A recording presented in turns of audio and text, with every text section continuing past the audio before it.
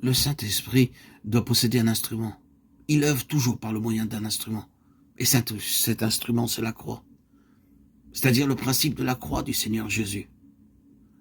Cela signifie la suppression de tout ce qui ne peut pas entrer dans le nouveau royaume, mettant en évidence ce qui, aux yeux de Dieu, est mort et doit être rejeté. La totalité de la vie du moi. Appelez cela par un autre nom si vous le désirez, la chair, la vie charnelle, le vieil Adam et ainsi de suite. Je préfère ce terme de principe du moi, car il est très compréhensible que ce soit le principe du moi se manifestant vers l'extérieur, en s'affirmant, en s'imposant partout là où ce moi peut avoir de l'impact, ou bien lorsqu'il agit vers l'intérieur, attirant tout à lui-même. Oh, il y a beaucoup de facettes de la vie du moi dans ces deux directions. Nous pouvons identifier celles qui sont les plus évidentes, mais savons-nous jusqu'où cette vie du moi est enracinée profondément en nous, avec toutes ses nombreuses ramifications? Nous ne parviendrons jamais au bout dans ce domaine.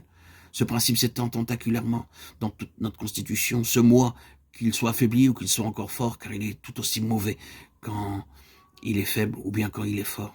L'attendrissement sur soi-même n'est seulement qu'un moyen d'attirer l'attention sur nous en étant préoccupé de nous-mêmes. C'est aussi pernicieux que d'être manifestement autoritaire. C'est le moi, sous différents aspects. Il vient de la même racine, il est issu de la même source.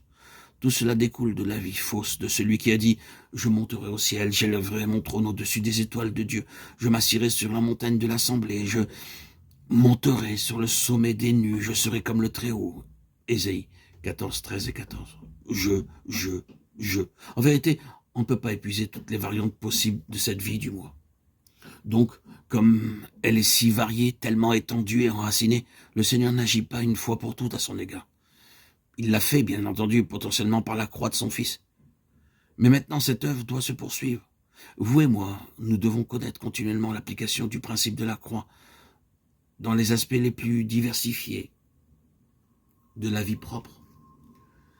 Nous devons reconnaître à la fois ce besoin et la manière d'être brisé, mis à bas et conduit sous la puissante main de Dieu. C'est ce que signifie être disciple. C'est cela, être discipliné et formé.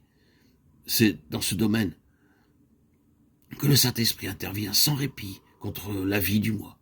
Même lorsqu'il s'est agi d'un apôtre comme Paul, expérimenté, aussi bien crucifié. Il était nécessaire à cause du grand dépôt divin que Dieu, par précaution, place une écharpe dans sa chair et un messager de Satan pour le souffleter, afin qu'il ne s'enorgueillisse pas. 2 Corinthiens 12, 7. C'est une chose très pratique. Le Saint-Esprit se sert du principe de la loi de la croix, successivement et toujours plus profondément, afin de dégager ces immondices qui occupent le terrain qui appartient au Seigneur. Il doit y avoir un bon nettoyage du terrain, afin que ce nouveau royaume spirituel s'édifie subjectivement en nous.